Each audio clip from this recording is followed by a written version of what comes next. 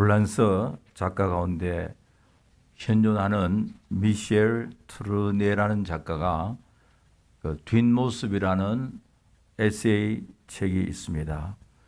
이 책의 서문에서 이런 이야기가 나옵니다. 일반적으로 사람들의 앞모습은 인자하고 신사적이고 젠틀한데, 그러나 뒷모습은 인색하고 비열함이 가득 차다. 앞쪽보다는 뒤쪽이 진실하다라고 서문에 적고 있습니다.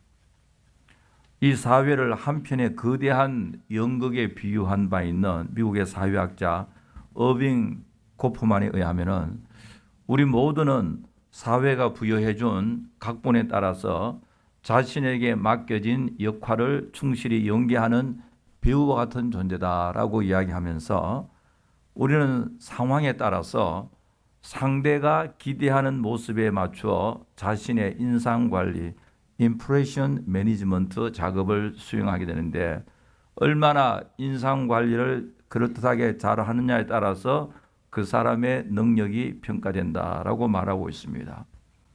쉽게 말하면 오늘날 이 세대는 자신의 이미지 관리를 잘 하는 사람이 성공할 수 있다라는 이야기입니다.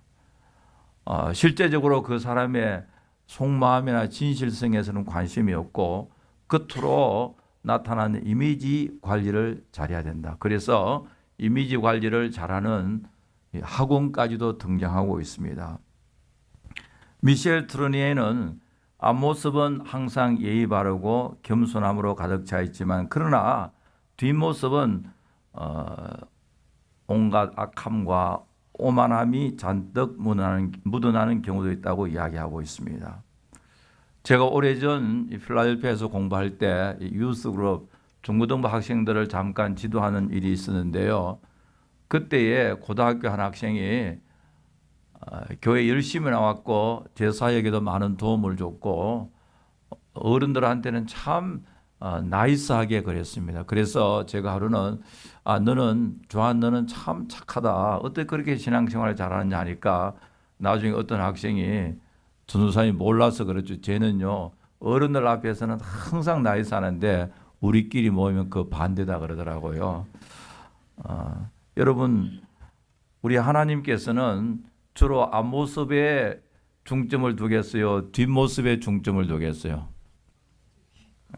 우리 하나님은요 앞모습 뒷모습 다 중점을 두는 것 같은데, 그래서 성경에 보니까 사람은 외모로 사람을 취하지만은 하나님은 뭐로 취했습니까? 중심을 본다. 여러분, 중심 본다고 해서 겉으로는 뭐 마음대로 살면 안 되잖아요. 겉으로도 우리 나이스하게 사람들 만날 때 젠틀하게 우리가 할 뿐만 아니라 우리 중심도 참으로 변함없는 그런 신실함이 있어야 함을 말하고 있습니다. 우리 하나님의 속성 가운데 하나님의 그 attribute of God, 하나님의 속성 가운데 하나는 하나님의 신실하심입니다. 하나님의 인자하심과 신실하심이 It's new in every morning. 매일매일 우리가 아침에 일어나서 하나님의 진실하심과 하나님의 신실하심을 고백하며 사는 여러분들 되어지기를 간절히 바랍니다. 하나님께서 신실하시다. 이 faithfulness, your faithfulness, 하나님의 신실하심, 이게 바로 충성이라고 번역되거든요. 충성이나 성실이나 신실 다 같은 어원에서 나오는데요. 하나님의 faithfulness입니다. 근데 성경에 보니까요, 내가 죽도록 충성하라. 그리하면 내가 생명의 멸류관을 너에게 주리라. 우리 하나님 앞에 충성할 때 하나님께서 우리에게 복을 주시고요. 또 맡은 자들에게 구할 것은 충성이다.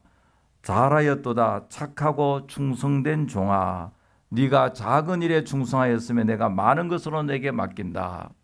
여러분, 우리 예수님께서요 작은 일에 충성할 때 많은 것으로 맡긴다, 그렇게 이야기하고 있거든요. 이 작은 것과 많은 것, 작은 것과 많은 것으로 대칭을 이루는데, 작은 것과 많은 것 중에서 앞모습이 어디가 되겠습니까?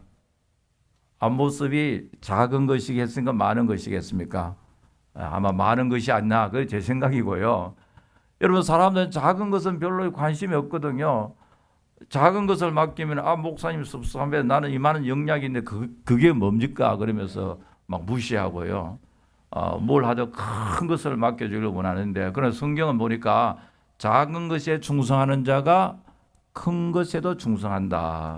이 말은 작은 것이나 큰 일이나 맡겨진 그 일의 충성을 다해야 하나님께서 인정하신다. 앞이나 뒤나 왼쪽이나 오른쪽이나 밑에서나 위나 하나님 보실 때 변함이 없어야 함을 말하고 있습니다.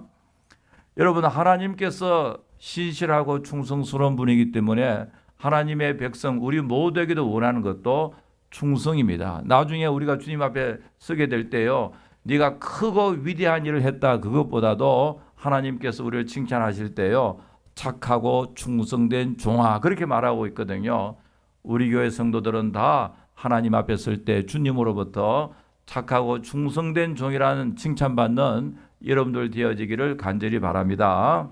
그럼 구체적으로 충성된 성도의 삶의 모습이 어떠한지 오늘 본문을 통해서 몇 가지 생각하겠습니다. 첫째로, 충성된 성도의 삶은 하나님의 복음 사역을 협력하고 돕는 사람입니다. 오늘 이 본문은요, 사도 바울이 1년 반 동안 고린도에서 복음을 전하고 어려운 가운데 고린도 교회를 세우고 떠나기 바로 직전입니다. 우리 전번 시간에는 고린도 교회에 대해서 생각했지 않습니까? 그런데 갈리오라는 사람이 그 지방의 총독으로 새로 부임했습니다. 그 당시에는 다 이 로만 엠파이어, 로마 제국 시대이기 때문에 로마 시저 황제는 한 사람밖에 없잖아요. 그러니까 각 지역마다 시저를 대표하는 총독을 임명해서 그 지역을 통치하도록 했습니다. 그런데 이 지역은 지금 고린도 지역 아니면 아가야 지역, 오늘날 말하면 그리스 지역인데요. 이 그리스 지역 전체를 통괄하는 이 로마 총독이 바로 아가야라는 사람입니다. 이 사람이 이제 새로 이 갈리오라는 사람이요, 아가야 지역에 새로 부임한 총독 이름이 갈리오라는 사람입니다. 갈리오라는 사람이 총독으로 이 고린도 전체를 아가야 지역에 총독으로 갈리오라는 사람이 부임하니까 이 유대인들이 사도 바울을 고소했습니다. 왜 고소했냐? 복음을 전하고 예수 그리스도를 전한다는 죄목으로 고소를 했는데요. 12절에 18절 보면은 갈리오가 아가야 총독 되었을 때에 새로 총독으로 아가야 지역에 처음으로 부임하죠. 유대인이 일제 일어나 바울을 대적하여 법정으로 데리고 가서 말하되 이 사람이 율법을 어기면서 하나님을 경외하라고 사람들을 권한다. 이 주다이즘, 유대주의를 거역하면서 예수를 믿는 것이 하나님을 경외하니라고 그렇게 전하고 있으니까 우리가 새로 부임한 총독에게 지금 갈리오에게 수를 하고 있다, 그렇게 말하고 있습니다. 여러분, 유대인들이, 우리 성경을 보면 유대인들이 옛날이나 지금이나 좋아하는 게 뭡니까? 수하는 거예요. 지금 본문에 보면은 바울을 법적으로 데려가서 법정에서 수를 했습니다. 누구에게 수냐니 총독 갈리오, 신임 총독입니다. 이제 새로운 총독이 오자 아예 이번에 사도 바울을 없애버리려고 했습니다. 그런데 새로 부임한 총독이 이 케이스, 고소한 케이스를 가지고 이렇게 이야기합니다. 너희 유대인들아, 만일 이것이 무슨 부정한 일이나 불량한 행동이 있으면은 내가 너희들의 말을 들어주는 것이 옳지만은, 새로 부임한 총독이 이런 이야기입니다. 만약 너희들이 지금 수한 것이 로마 제국의 법을 어긴 크리미널 케이스나 시빌 케이스, 민사나 형사의 케이스가 되면은 내가 이것을 콜트에서 취급하는 것이 마땅하다. 그러나 15절 16절을 보니까 문제가 언어와 명칭과 너희 법에 관한 것이라면은 너희가 스스로 처리하라. 나는 이런 일에 재판장 되기를 원치 않으라 하고 저희를 재판일에 쫓아내었다. 다시 말해서 신임 총리는 이 케이스가 만약 로마 제국에 관계되는 형사나 민사 같으면 내가 이 케이스를 가지고 재판하지만은, 그러나 너희들 자체 유대인들의 문화나 종교나 뭐 이런 것을 가지고 이야기하면은 너희들이 알아서 스스로 처리하고, 나는 이 일에 재판장 되기를 원치 않는다. 나는 유대인들이 주이시의 자체 내부의 문제에 내가 인발바되기를 원하지 않다면서 저희를 재판 자리에서 쫓아내버렸습니다. 그게 바로 16절까지고 그 다음에 17절에 나오거든요. 그러니까 한마디로 말하면은 유대인들이 사도 바울을 콜트에 법에 수를 했는데 결과가 뭡니까? 이게요, 기각당했습니다. 기각, 케이스가 안 된다, 기각해버렸습니다. 그렇게 하니까 주이시들이 회당장 소스데네를 잡아 법정 앞에서 어떻게 했습니까? 막 두들겨 팼습니다. 유대인들이 자기 케이스가 콜트로부터 총독으로부터 기각을 당하니까 소스데네라는 사람, 다시 말하면 회당장이죠. 회당의 장, 그 당시에 유대인들 디아스포라가 곳곳에 자기들이 살면서 시나고기, 이걸 구랭도 많잖아요, 만들어서 거기에 장이었습니다. 오늘날 같으면 교회 담임 목사쯤 되는 사람이죠. 그 사람을 법정 앞에서 어떻게 했습니까? 구타를 하겠습니다. 그러나 갈리오, 총독 갈리오가 이 일에 뭐 했습니까? 상관 아니면 구타를 하든 말든 너희들끼리 뭐 찢든지 볶든지 알아서 해라 하면서 I don't care 하면서 자기는 상관하지 않았습니다. 자, 여기에서 우리가 알 수가 있는 것은 유대인들이 자기들이 원하는 대로 총독이 재판해 주지 않고 기각을 시켜보니까 누구에게 화풀이를 하고 있습니까? 소스데네에게요. 여러분, 우리 한국말이 이런 말이 있잖아요. 종로에서 뺨 맞고 뭡니까? 한강에서 눈을 헐낀다. 여러분, 인간이 바로요, 이런 참 악한 게 있습니다. 이 사람한테 내가 상처를 받고 저 사람한테 분풀이 한다고. 자기보다 힘이 센 사람한테 꼼짝 못하고 힘 약한 사람에게 막 짓밟고요. 여러분, 한국에서 직장 상사에게 일을 못한다고 꾸중을 듣고 난 후에 누구한테 화풀이 합니까? 집에 가서 자기 와이프한테. 와이프는 뭣도 모르고 아무것도 모르는데 괜히 오늘 저녁에 반찬이 맛이 없다든지 말이죠. 밥이 왜 이러냐 그러고. 그리고 아이들에게 가서 말이죠. 평소에는 아이들 겉들어 보지도 않다가 아이들한테 이리 오라 그래, 숙제했나 그러고요. 막 그래 따지고. 지금 유대인들이 총독에게 자기의 뜻이 거절당하니까 괜히 소스데네에 와서 법정 앞에서 구타했잖아요. 오픈 스페이스에서, 퍼블릭한 장소에서 막 두들겨 폈다. 그래도 갈리오 총독은 여기에서 너희들 알아서 해라, 상관하지 않았습니다. 폴리스도 부르지 않았습니다. 왜 이랬을까? 왜 유대인들이 회당장 소스데네에게 이렇게 구타를 했을까? 왜 화풀이를 했을까? 그 이유가 있습니다. 왜냐하면은 이 회당장이 건물을 오픈해 주어서 사도 바울로 하여금 회당에서 복음을 전하도록 했거든요. 그래 유대인들 가만히 보니까 저게 우리의 배신자다 생각할 수 있잖아요. 사도 바울이 회당에서 예수 그리스도의 십자가의 복음을 전했거든요. 그러니까 유대인들이 회당장에게 지금 분풀이를 하고 있습니다. 너 때문에 바울이 지금 복음을 전했지 않냐? 그래서 복음을 믿게 된 사람이 나타나지 않느냐? 그런데 고린도전서 1장 1절에서 3절을 보니까요, 이런 말씀이 있습니다. 하나님의 뜻을 따라 그리스도 예수의 사도로 부르심을 받은 바울과 형제 소스데네는 고린도에 있는 하나님의 교회 곧 그리스도 예수 안에서 거룩하여지고 성도라 부르심을 받은 자들과 또 각처에서 우리의 주 곧 그들의 우리의 주 되신 예수 그리스도의 이름을 부르는 모든 자들에게 하나님 우리 아버지와 주 예수 그리스도로부터 은혜와 평강이 있기를 원하노라.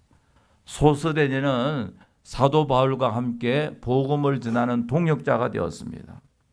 예수 믿고 바울의 사역에 큰 보탬이 되었습니다. 그래서 형제 소스데네 그렇게 말하고 있습니다. 우리가 이것을 추측해 보면은 소스데네가 회당장으로 있었습니다. 유대인들이 그 당시에 디아스포라 흩어져 있는데 이 그리스 지역에 회당장이라면 상당히 그 사회적인 지위도 높을 뿐만 아니라 연봉도 높았을 거예요. 오늘날 같으면요 베네핏도 많았을 거고요. 주이스들이 모여 있었으니까요. 주이스들이 회당장을 잘 섬겼을 거라고요. 그런데 소스데네는 자기의 안일한 사회적 위치 다 포기해버리고 회당장도 포기하고 사도 바울과 함께 하나님 나라의 복음을 전하는 일꾼이 되었습니다. 특별히 사도 바울의 복음 전한 일에 큰 도움을 주었습니다. 자, 이 사건이 있고 난 후에 18절에요. 이 사건이 있고 난 후에 바울은 여러 날 머물다가 형제들과 작별하고 배를 타고 어디로 갔습니까? 수리아, 시리아 지방으로 떠나서 브리스길라와 아굴라도 함께 하더라 했거든요. 사도 바울이 고린도에서 소스데네를 통해서 많은 도움을 받았습니다. 사도 바울이 복음을 전하려고 하니까요. 회당 문도 열어줘서 유대인들에게 복음을 전하도록 하였고 또 사도 바울 대신에 유대인들부터 얻어맞기도 하였고요. 그리고 소스데네뿐만 아니라 또 여기 보니까 우리 전번 시간에 생각했지만 브리스길라와 아굴라 부부가 지금 이 부부가요. 예수 믿고 난 후에 사도 바울과 함께 배를 타고 어디에 같이 수리아도 또 같이 갔거든요. 그뿐만 아니라 우리가 계속해서 사도 바울의 선교 여행을 보면 에베소에도 같이 갔고 나중에 로마를 갈 때 브리스길라 아굴라 부부가 함께 먼저 가서 바울을 기다리고 있었습니다.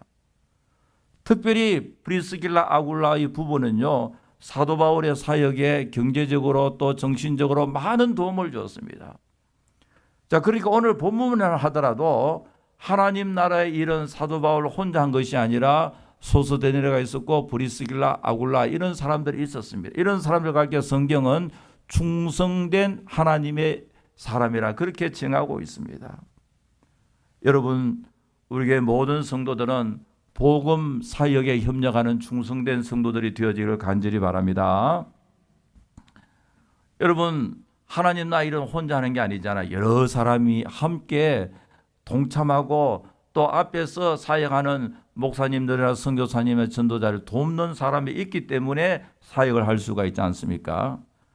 오래전에 한국에서 온 부흥 강사 목사님이 집회를 마치고 펜실베니아 해리스버그를 꼭 방문해야 된다 그래요. 여러분 한국서 오는 목사님들은 주로 뉴욕에 오시면은 제가 제일 먼저 어디 방문을 제가 어레인지 하니까 나이아가라 폭포라든지 뭐 요즘 이미 다 가본 목사님들 많기 때문에요. 나이아가라 아니면 뉴욕시티 관광이라 할까 이렇게 하는데 이분은요 그때 상당히 오래됐는데요. 해리스버그를 가보게 왜 그러냐니까요.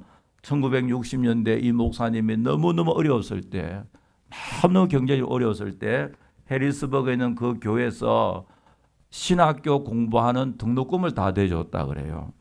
그래서 이 목사님이 신학교를 졸업하고 서울의 신길동에 개척하여 한 몇천 명이 모이는 큰 교회가 되고 그 교회가 지금 동남아시아의 선교 사역을 많이 지금 감당하고 있습니다.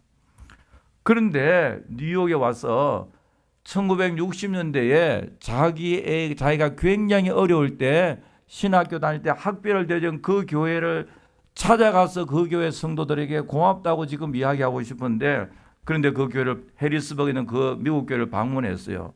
그 교회 교인들이 이 목사님에 대해서 알고 있겠어요? 없겠어요? 모르죠. 벌써 40년이나 지난 일이니까요. 그런데 자기가 간증을 하니까요. 그 자녀들이나 손주들이 우리 아버지와 우리 할아버지들이 너무너무 프라우드하다. 우리 아버지와 우리 할아버지들이 저 멀리 있는 한국의 어느 가난한 신학생에게 등록금을 대어줘서 그 신학생이 목사님이 되어서 서울의 큰 교회를 이루어서 지금은 아시아의 큰 선교 사역을 감당하고 이야기 들으니까 기분 좋겠어요, 안 좋겠어요? 너무너무 they are so proud of them.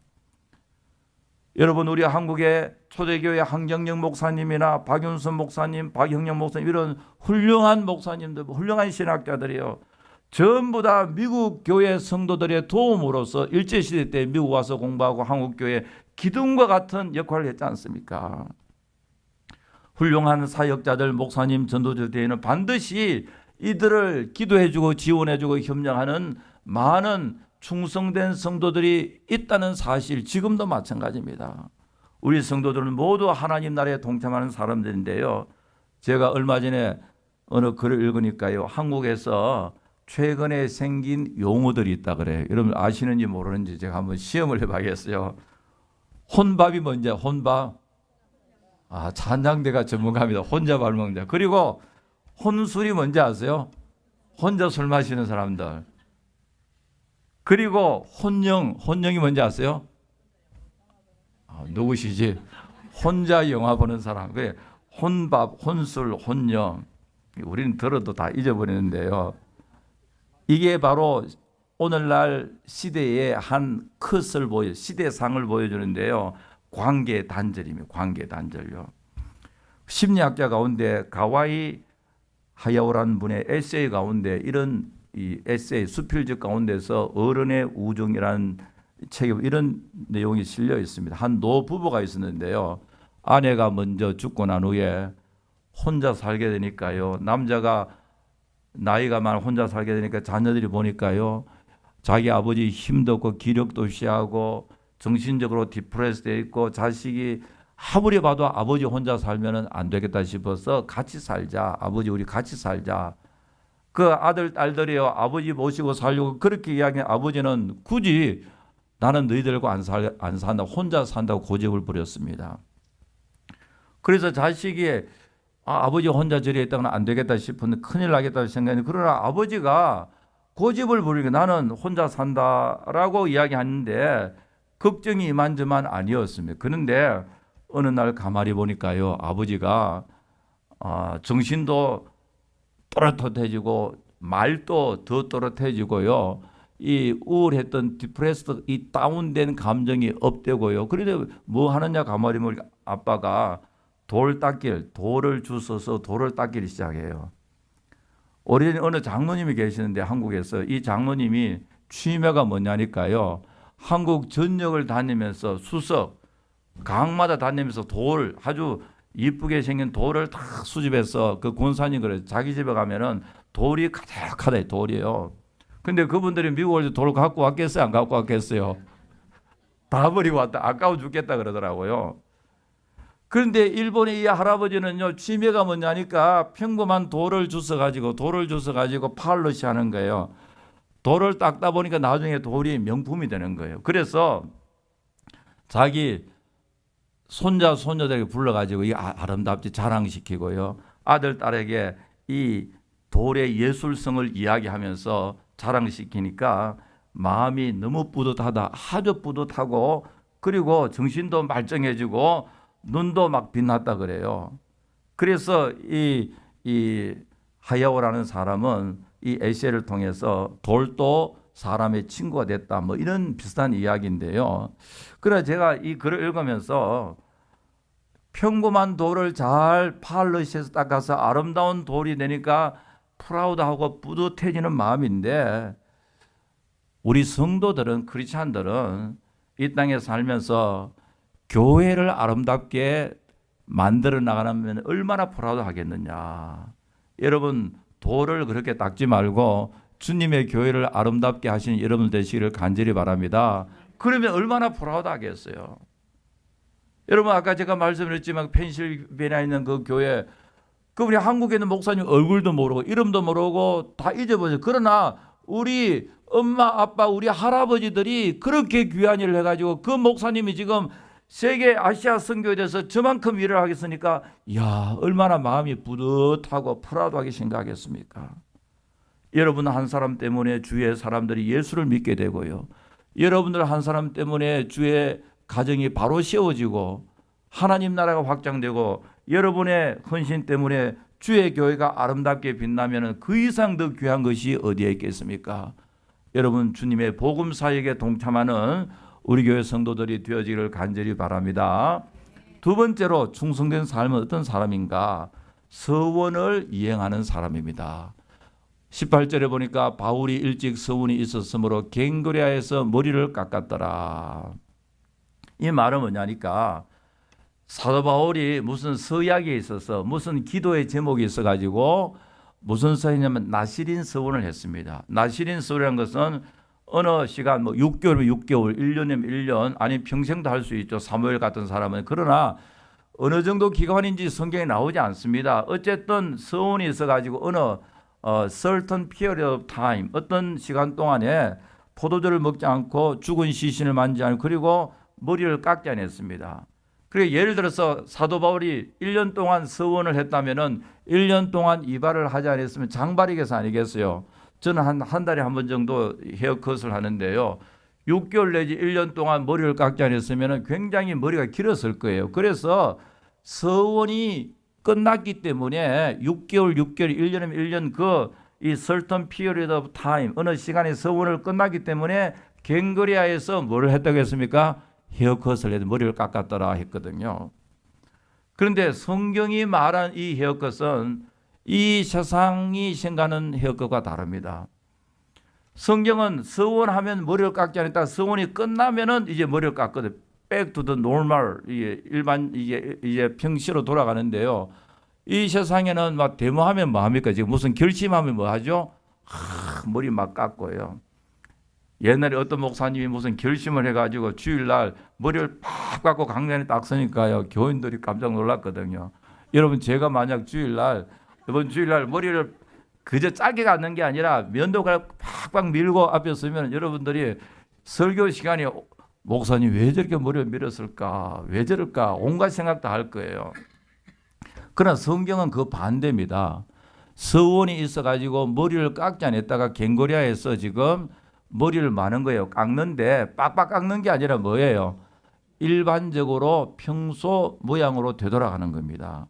그래서 그 머리카락을 가지고 서원이 끝났기 때문에 일반적으로 세상에 서원 무슨 막 굳게 결심한 머리를 깎아버리잖아요. 그게 아니다. 서원이 끝났기 때문에 머리를 깎아서 그 머리카락을 가지고 제물과 함께 하나님 앞에 제사를 불에 태우면서 하나님 감사합니다. 제가 한평생 하나님의 뜻대로 살겠습니다. 하나님의 약속을 지키겠습니다. 서원을 지키겠습니다 하는 그 하나의 결단을 표시하는 외적인 서원을 지금 하고 있습니다. 여러분, 우리가 신앙생활을 잘하려면 계속적인 결단을 해야 됩니다. 헌신 예배 드리는 것도 의미가 여기에 있습니다. 하나님 앞에 rededication, 계속적으로 하나님 앞에 헌신하는 그 과정에 우리 신앙생활을 할 수가 있는데요.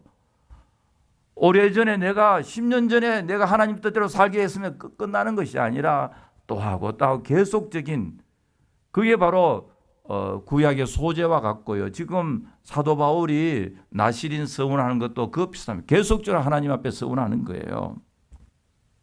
그러니까 우리의 계속적인 신앙의 결단이 필요합니다. 우리가 매일매일 신앙생활 잘하려면 계속적인 결단이 필요하단 말이죠.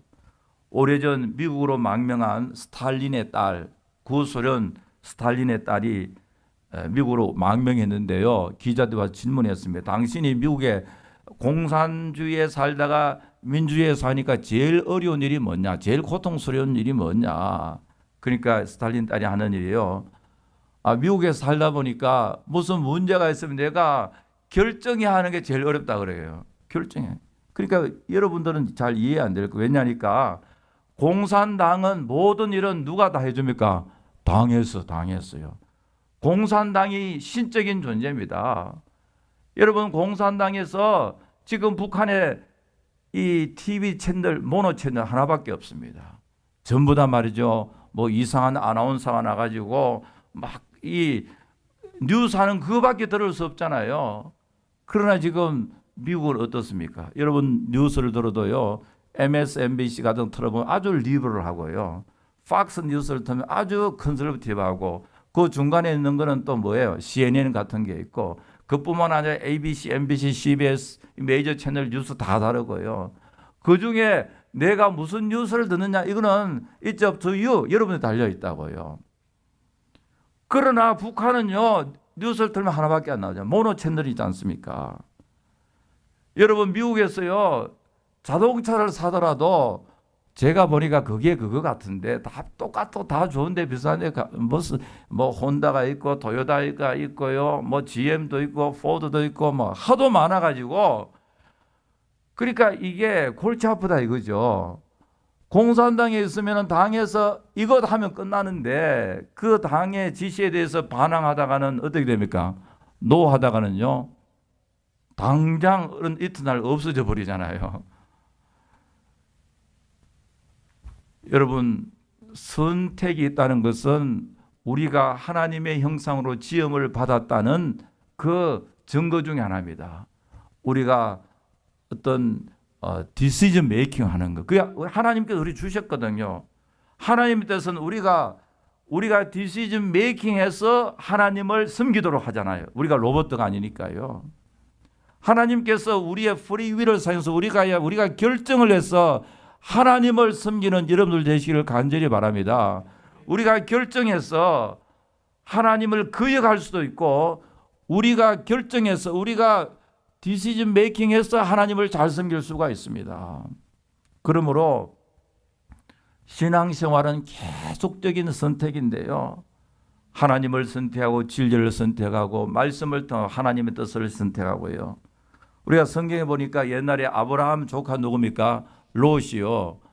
자기 삼촌과 나누어질 때 요단 동편에 보니까 막 기름이 넘치고 물이 충만한 좋은 땅이 있고 그 뒤에는 뭐가 있냐니까 소돔성이 있거든요. 그래서 마지막에 보니까 소돔성 안에 들어가 살았습니다. 왜 그러냐? 자기가 선택을 했습니다. 점점 동쪽으로 가다 소돔성 안으로 갔거든요. 자기가 결정해서 그랬습니다. 누가 뭐 협박해서 그런 게 아니에요. 그러나 소돔성을 결정하고 그곳에 살게 될 때 하나님께서 그 성을 심판할 때 얼마나 큰 고통을 당했습니까?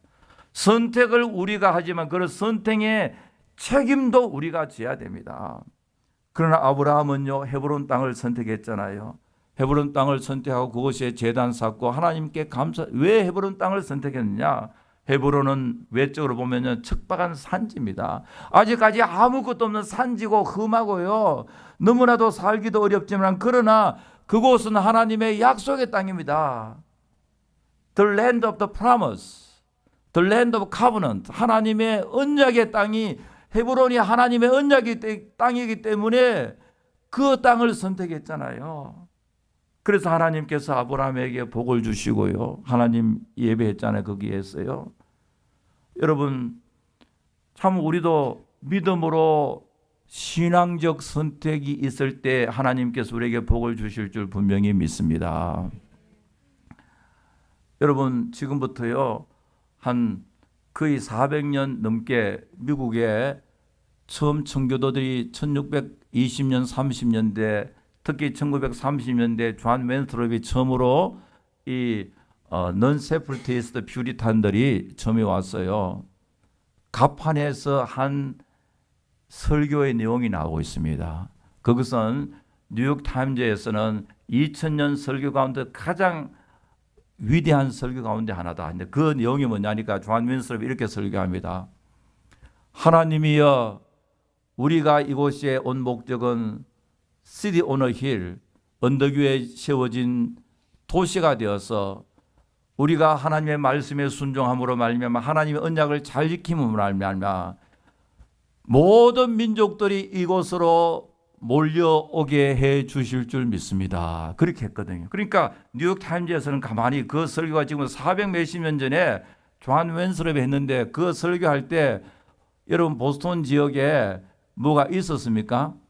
아무것도 없었잖아요.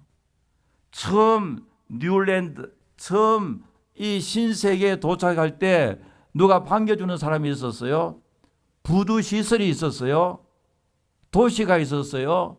아무것도 없는 척박한 땅 해안에 저들이 도착해서 앞으로 하나님의 축복으로 말미암아 온 세계 민족이 이곳으로 몰려올 것이라는 그 비전을 봤다는데 뉴욕 타임즈에서는 굉장히 높게 평가했습니다. 400 몇십 전에 황무지와 같은 해안에서 앞으로 온 세계 사람들이 이 미국으로 올 것이라는 것을 생각하고 그것을 바라봤다. 여러분 존 F 케네디 공항에 가보세요. 온 민족, 온 세계 비행기가 다 와서 입국을 하고 있잖아요. 그게 1630년대에 존 윈스롭이 영국에서 오면서 그 비전을 갖고 왔습니다. 하나님의 우리가 여기서 신앙의 나라, 믿음의 나라, 말씀의 나라, 하나님 왕국을 건설하면 세계 모든 민족들이 이곳으로 몰려올 것입니다. 여러분, 우리가 신앙생활을 잘하기 위해서는 계속적인 믿음의 결정이 있어야 됩니다. 그 유대인으로서 이제 독일에 살았던 한나 아렌트라는 사람, 이 사람은 나치가 수용소에서 유대인을 죽일 때 수용소에 갇혔다가 살아난 사람인데요. 한나 아렌트는 참 유명한 여성 지도자의 여성 교수인데요. 독일의 그 20세기에 가장 위대한 사르트르나 하이데거라는 철학자가 이런 이야기했습니다. 한나가 없었으라면은 내가 지은 저서 중에 가장 중요한 존재와 시간, 그 영어로는 being and time으로 번역되고 독일어는 Sein and Zeit라고 그렇게 1927년도 낸 책, 그게 아직까지도 베스트셀러 가운데 하나인데요. 그 책을 지을 수 없을 것이라면서 한나 아렌트를 칭찬했는데요. 한나 아렌트 이런 이야기였습니다. 악한 일들은 우유부단하기 때문에 생겼다. 왜냐하면 한나는요, 수용소에 들어가서 주이시 600만 명을 죽이는 그 현장에 있었거든요. 그럼 나중에 보니까 600만 명을 죽이는 그 사람들 보니 그래 나쁜 사람들 아니다 이거예요. 막 얼굴이 막 도깨비같이 생기고 얼굴이 마귀같이 생기는데 가만히 보니까요, 독일 사람들 미남입니까 아닙니까? 아, 키도 크고 잘생기고 자기와 비슷한 사람들이거든. 왜 이런 일이 생겼느냐? 왜 이렇게 거대한 악한 일이 생겼냐니까 사람들이 생각 없이 행동한다. 생각 없이요. 위에서 명령하니까 생각 없이 하니까 우유부단, indecisive, lack of decision. 사람들이 우유부단하니까 이런 거대한 악이 생긴다고 이야기했습니다. 상당히 일리 있는 이야기입니다. 여러분, 우리 크리스찬들은요, 신앙생활을 잘하기 위해서는 우유부단하면 안 됩니다. 하나님에 대해서는 언제나 yes, 진리에 대해서는 yes, 죄에 대해서는 항상 no라고 결단하는 우리들이 다 돼야 할 줄 분명히 믿습니다. yes, no가 분명해야 된단 말이죠. yes도 아니고 no도 아니고 gray area는 회색지는 없습니다. 신앙에는요. 여호수아 그러잖아요. 마지막에 죽기 전에 이스라엘 자손에게 너희들이 하나님을 여호와 하나님을 섬기든지 강접해는 이방신을 섬기든지 하나를 택하라 결단하라. 나와 내 집은 여호와를 섬기겠노라. 여러분, 참으로 하나님 앞에 모든 약속을 이행하는, 언제나 하나님을 택하는 여러분들 되어지기를 간절히 바랍니다. 이제 세 번째로 충성된 사람은요, 하나님의 뜻대로 사는 사람입니다. 오늘 이 본문에 보면은 여러 사람이 더 오래 있기를 청하되 허락하지 아니하고 작별하여 이르되 만일 하나님의 뜻이면 너희에게 돌아오리라고 배를 타고 에베소를 떠났다. 바울이 수리아에 갔다가 수리아에서 에베소를 갔습니다. 에베소에서 교인들과 오랜만에 만났습니다. 여러분, 교인들과 에베소 교회를 세운 목회자와 만나니까 반갑겠어 안 반갑겠어요? 반갑죠. 밤새워서 이야기하고 싶고요. 그리고 사도 바울의 설교를 더 듣고 싶어요. 요즘은 여러분 뭐 웹사이트 들어가거나 유튜브에 가면 설교가 많지만 그러나 2000년 전에는 설교 제대로 하는 사람 없었을 거예요. 제가 하이티에를 가보니까요, 목사님들은 많이 있어요. 옛날에 목사님 그 베프티스트나 이런 데 선교부에 와서 안수를 해주고 목회자는 있는데, 그래서 제가 물었어요. 이 목사님들 뭘 설교하느냐니까 하이티 사람들도요, 뭘 설교하는지 모르겠다 그래요. 이 말했다 저래 말했다. 그래가지고 제가 2년째 갔는데 가서 하는 일이 뭐냐니까 목사님들 한 60명을 다 불렀어요. 우리가 3박 4일 동안 다 불러서 뭘 하느냐니까 성경을 가르쳐, 하나님의 진리를 가르쳤습니다. 그런데 성경을 가르쳐주니까요, 얼마나 좋아하는지 아침부터 저녁까지 성경을 가르쳐주니까요. 그 더운데도요, 그 더운데 무슨 에어컨이 있어요? 선풍기를 틀어놓고 막 강의하는데 좁은데 60명이 모인데도요, 하루 종일 와가지고 다 듣고 얼마나 말씀 듣기를 즐거워하는지. 그러니까 제가 기분 좋겠어 안 좋겠어요? 열심히 설교를 듣고 열심히 성경에 대해서 관심이 있으니까요, 저도 가서도 참 보람있다 그렇게 생각이 되어집니다. 그런데 지금 에베소 교인들이 사도 바울과 만나서 설교 듣고 싶어 하겠어 안 하겠어요? 바울이 설교 더 듣고 싶고 하고요. 바울과 만나서 이야기하고 싶은데 바울이 작별하여 이르되, 내가 지금 떠나야 한다니까 에베소 교인들이 섭섭하게 생각하겠죠. 플리즈 좀 더 있어 주십시오 하니까 사도 바울이 하는 말이 만일 하나님의 뜻이면 너희에게 돌아오리라. 지금 또 하나님 뜻이 있어 다른 교회 다른 데로 가야 된다 그렇게 말하고 있거든요. 그런데 사도 바울의 전 생애를 보면요, 만일 하나님의 뜻이면 하나님의 뜻에 전적으로 순종하는, 하나님의 뜻이라면 내가 손해보겠다, 희생하겠다, 하나님의 뜻이면 내가 포기하겠다, 하나님의 뜻이면 내가 순교라도 하겠다, 하나님의 뜻에 철저하게 순종하며 사는 이 귀한 일꾼이었습니다. 여러분, 우리 교회도 철저하게 하나님의 뜻에 순종하는 우리들이 되어야 할 줄 분명히 믿습니다. 여러분, 요즘은 비행기 타면요, 이제 박수 치는 일이 없잖아요. 랜딩을 하면요. 그런데 제가 남미 쪽을 가니까요, 이 캐리비안 국가는 남미를 가면은요, 비행기가 랜딩을 딱 하니 박수를 막 치더라고요. 그러니까 제가 한 20-30년 전 생각이 나더라고요. 20-30년 전에는 비행기가 착륙하면 박수를 쳤잖아요. 근데 요즘 미국 비행기나 한국 비행기 다 박수 치는 사람이 있어요, 없어요? 아무도 없는 것 같아요. 그런데 통계를 보면 비행기 사고가 이 테이크업 이렇게 이륙을 할 때, 착륙할 때 많은 사고가 난다 그래요. 그런데 이제 이 파일럿들이, 조종사들이 참 신기하죠. 깜깜한 밤중에 또 막 어떤 폭우가 막 내리는데 비행기가 정확하게 앉거든요. 몇 주 전에 우리 둘째 딸아가 이 뉴욕에 올 일이 있어가지고 오는데 보니까 비행기 값이 제일 싸다 그래가지고 왔는데요. 그날 이제 토요일 날인데, 토요일 날 이제 오는 비행기 보니까 그 셔틀버스 조금만 타보셨어요? 보스턴하고 뉴욕까지 왔다 가는 비행기는요, 꼭 잠자리 같아요. 조그만 비행기인데 그 도착하는데 가만히 보니까요, 온 세상이 깜깜하고 막 폭우가 막 쏟아지더라고요. 그 비행기 도착하는 시간하고 맞춰가지고요.